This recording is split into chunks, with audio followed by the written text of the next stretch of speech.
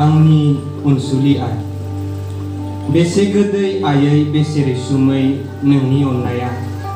थायो नों आंनि बिखायाव सानफ्रोमबो जोनोम होबाय नों आंखौ बे बुहुमाव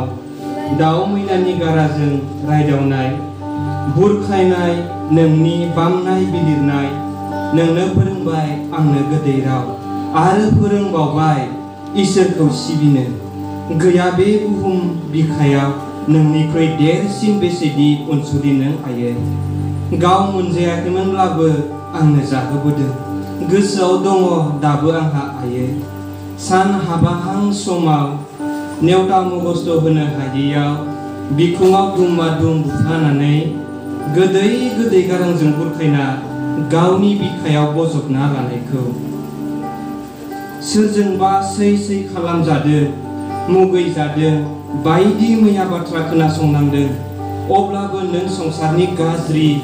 नोजोरनिफ्राय आन्दो खालामना आंखौ फेदेरबाय फोलावबाय मा बिखाजों मा गोसोजों बावनो हानो आयै नोंनि गोरबो बिखानि अननायखौ हाया आं नोंनि बिखाखौ नागारनो नोंनि दुखुनि गेजेरजों नुनाय रान्दि नों आइनि सिमांखौ सानसेब्लाबो जाफुंहोगोन आं आयै जाफुंहोथारगोन सिनायथि होगोन आयै नोंनि मुंखौ